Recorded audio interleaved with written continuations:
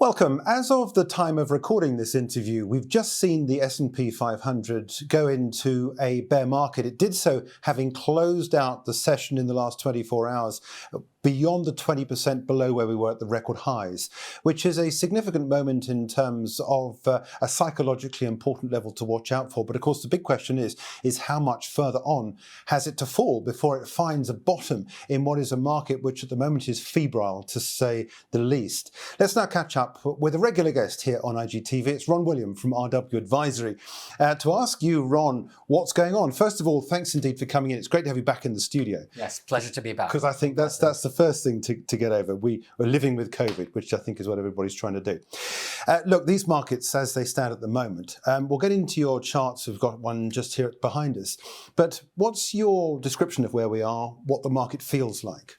So big question, how low can we go from here? And certainly the bear market definition in the mainstream has been a 20% correction. We're extending beyond that, certainly on the tech stocks, NASDAQ is a case in point. But what's most important is not just the quantitative measure, but the qualitative behavioral and characteristic to the market. With a new low breakdown is looking like there's more fear and potential capitulation ahead, and also fits in with the sell in May and go away negative seasonal pattern, which hasn't worked in recent years, is so now. The key levels, just to highlight on the chart that we're looking at, is the fact that we've broken below the 1/3 and then Fibonacci 38.2% level, near 3,800, and then the target ahead as a minimum target would be the 50% level around about the 3550 mark, which is close to the pre-pandemic peak level of 3,400 near the gap that followed up at 3,260. Those technical analysts know that gaps usually get filled, and so it'll be an important zone of support. And then finally, 61.8% and 66%, and that last number, which I've just highlighted, is going to be the most important because that is the make or break level for the trend post-COVID. This strong bull market that we've had where buying the dip, buying the dip, buying the dip worked so well will likely shift to the downside in a more structural bearish way if these technical levels get broken. And I've just highlighted there, you can see buying the dip on the way up. I think it was 9 consecutive successful. It was incredible. It was opportunities. Staying on this chart, because I think it's important to talk about this in the context of that far left-hand bottom corner there, yes, which were the COVID lows. We're getting clients ask us, is that the price target we should be working towards? Not just for the market here that we've got here, which is the S&P 500, which of course we now has got a lot more tech stocks than it had previously in history. So it represents a bit more of the sort of volatility that we're getting in the technology sector particularly. Do you think there's a base case of returning to those COVID lows for especially the tech sector? Yes, so as a worst case scenario, which is actually built into the Minsky risk pattern that we've been speaking about over the years, ever since it formed as part of this boom, boom, boom bubble-like environment, again, post-COVID with central bank liquidity coming to the rescue, and then FOMO, fear of missing out, really taking us to those irrational record highs.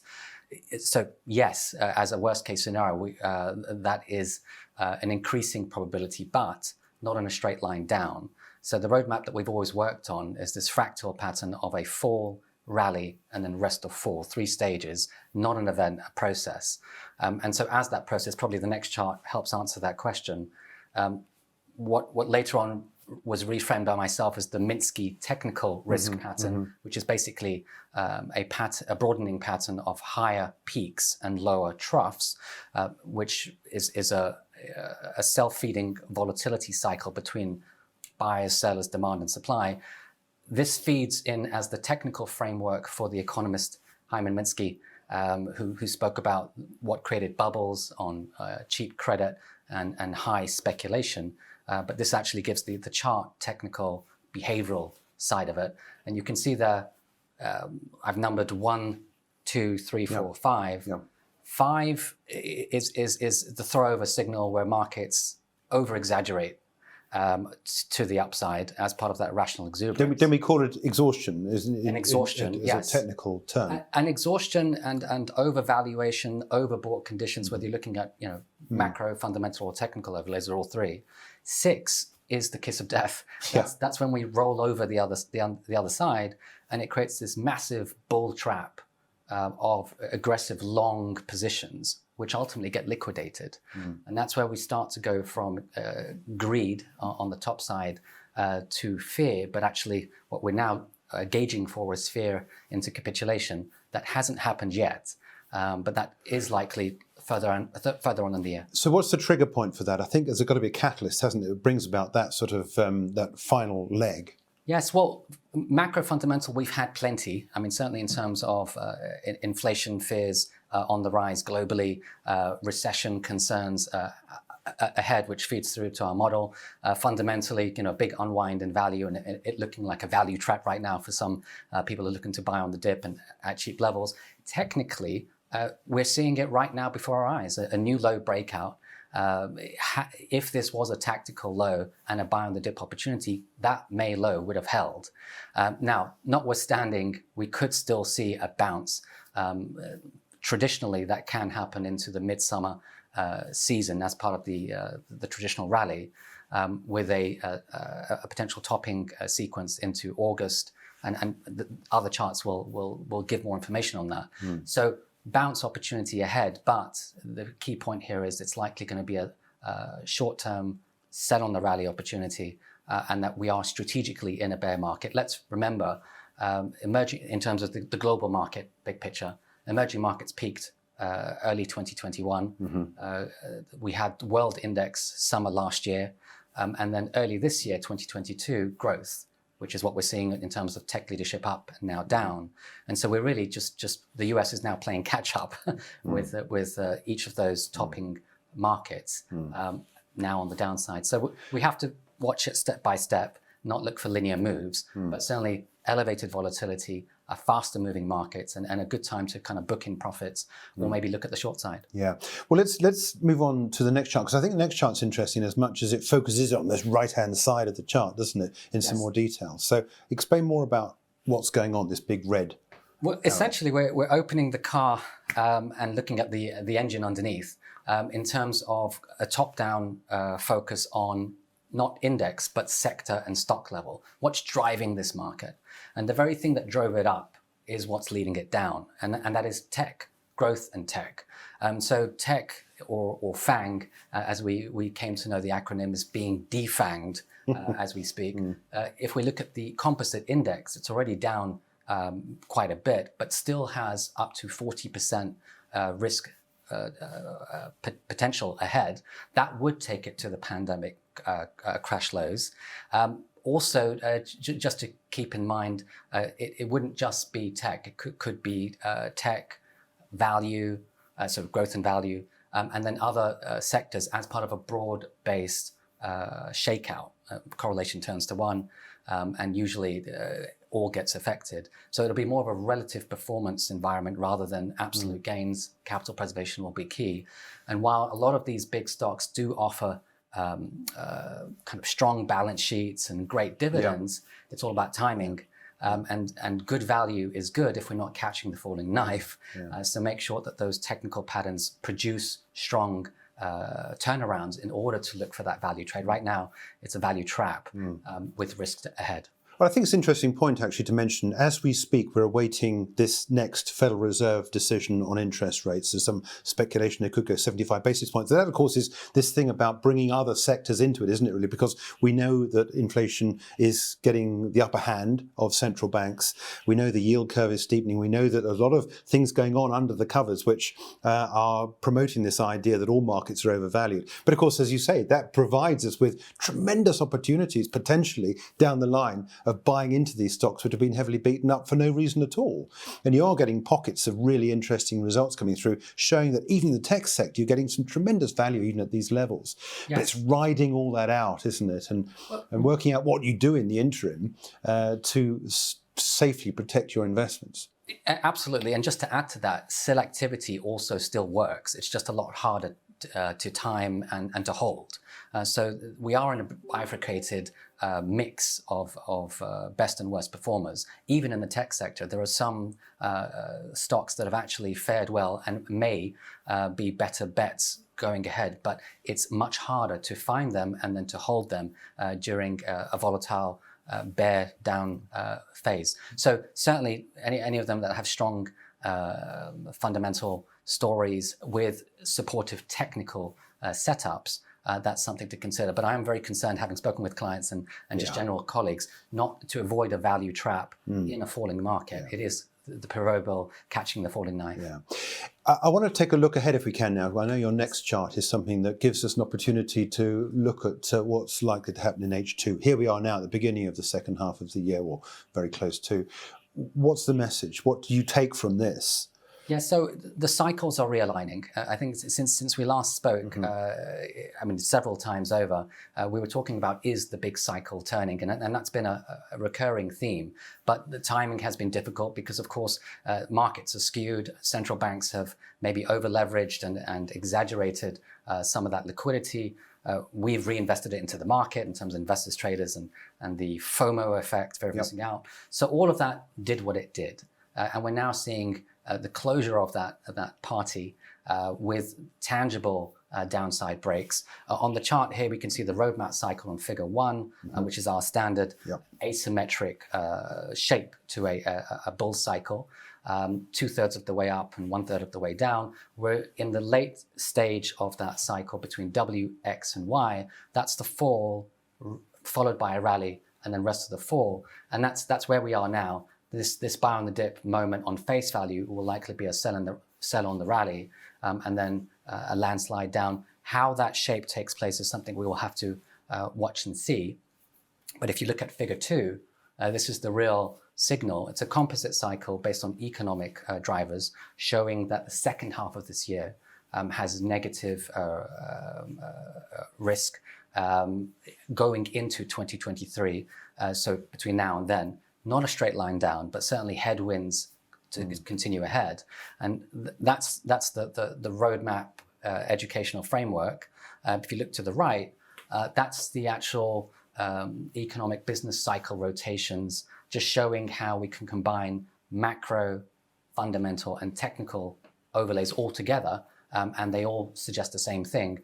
Growth for all late cycle, with growth falling post-peak, likely to head into recession. On the valuation fundamental side, unwinding from extreme levels, and technicals continuing to be vulnerable. Key point there, I think at least on a global level, more than half of the stocks are trending down. So it is a broad-based move so far, and certainly we're starting to see that in the US with tech, resource sectors, and others that were strong on the way up and are now starting to feel some of the pressure on the way down. That suggests certain portfolio capital preservation guidance in terms of certainly a little bit more of cash for liquidity, quality bonds, and maybe some of those growth stocks and defense plays. And of course, currencies, I would probably say Swiss dollar and maybe Swiss franc and gold, if and when we get a break up to the upside.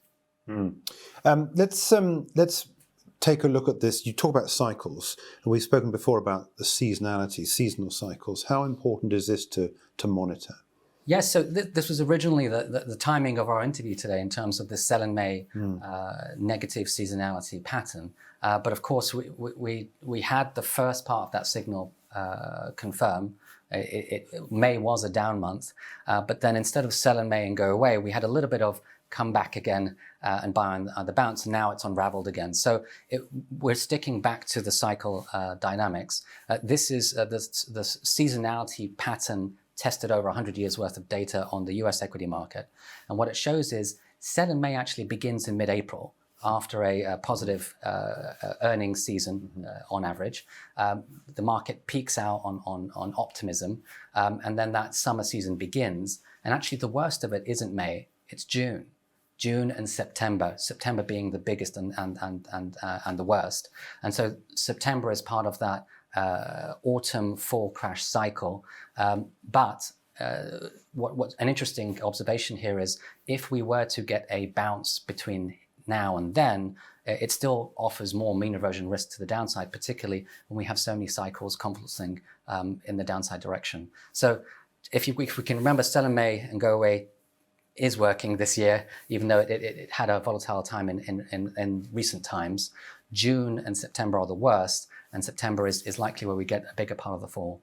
But of course, you did say earlier on that nothing moves in a straight line anyway, so we are to expect these little false starts, I suppose, along the way, which of course brings out those that feel more encouraged by the markets to get back in. Of course, they're the ones that lose the money. Yes. Behaviourally, it is a very difficult thing to get round in your mind if you're not adjusted to that idea of the psychology behind trading. It's one of the top subjects that clients are asking about now. How do we adjust to this new regime? And I always preface in terms of the market and mind areas. Market strategy in terms of reassessing the strategy. Yeah. You've been buying and holding for the last year or so, and that has worked, but no more. You don't have to change it altogether, but at least test out that strategy in this new elevated vol with lots of choppiness and false signals, where the market's not going up, it's going sideways to down. If we're looking at the risk markets, maybe look at the short side, maybe just be a bit more nimble and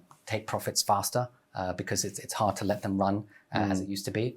And then from the mindset side, this is probably the lion's share of success and capital preservation, actually just having the resilient mindset to deal with the stress and the pressure of the markets, the agility to adapt and respond to it, and then most importantly, just risk management. We just have to really optimize and tighten that risk parameter. Also avoid concentration risk, maybe try and diversify, and certainly look for capital preservation. These are all key points that I think we should consider. It's interesting, actually, before we take a look at the last chart, I just want to follow up on that very briefly, because we're talking here like traders, but some people will be watching this as investors, and it's a difficult sort of mindset to have, but this idea about continuing to add to the market all the time, especially on the way down, you've got to keep it going. That's certainly the word from fund managers. Us traders, we can be far more nimble than that, as you said. We can take opportunities where we see them. But it is difficult, isn't it, for an investor to keep on paying into the market, or is that not your suggestion? It depends on the investment mandate, timescale, but if we pick a few examples of great strategies that don't work as effectively. So the 60-40 portfolio did so well for so long, equity diversification and equity and bonds, but look what's happening now. Equity's down, yields up. So certainly we need to be thinking more about capital preservation, what can be more inflation proof. And if we think about strategy as passive, buy and hold, own the index, that did work again, not to take away from what works well in a bull cycle, but we really do need to reevaluate now both the market strategy and the mindset. And the thing is, what tends to happen, unfortunately, during these times is denial. We don't want to accept that things have changed, and that creates more of the downward spiral that many of the clients I've been speaking to are trying to get out of. Those that do accept the change and then do something about it. And I think they're the ones that kind of play catch up faster and can respond to that environment in a way that they can adapt and fare better. Let's just return to this chart if we can, this one you've got on here, this annual seasonal pattern. Just want to take a look at this in the context of your next chart, because I think it's nice to get back very briefly on the subject as to how this fits in with the full crash, the cycle, the long-term cycle. Yes, so sell in May confirmed this year, and we're continuing to see the pattern play out in terms of June being the worst month. We're still in June, but that's the projection for further downside, and the new low breakout confirms that for now. We could still see, and this is just a small caveat, a bounce from oversold conditions in terms of a short-term tactical relief rally. But again, do you buy on that dip, or do you sell on the rip or the rally, as they now say? Either way, be aware that the timing suggests that August could be further top ahead on any bounce back, with September being the rest of the move. So how does this fit in with the full crash cycles? That's your next chart. Yeah, so it's a zoom in of what we're talking about right now, where we get the peak out, the midsummer rally, usually around July, depending on the market setup. Then the peak in August that was just mentioned. Either way, whichever way the sequence plays out, on average, what stands the test of time is that September and, as we know, October, the anniversary month of market falls and crashes, do happen particularly when it's a big mean reversion from a record high. So this is when these charts really do matter and likely do play out. So expect, further risk moves in that period, and certainly we have time to prepare for it just in case, as a base or worst case scenario. And of course, there are different ways of doing that depending on whether we're trading or investing. Good. Ron, we'll leave it there, but thanks indeed for your time. It's a pleasure to catch up with you again on where we are at the moment in the stock market and trades at the moment. That's Ron William from RW Advisory. For more videos from us here at IGTV, join us on Twitter at IGCom, Instagram, and subscribe to our YouTube channel.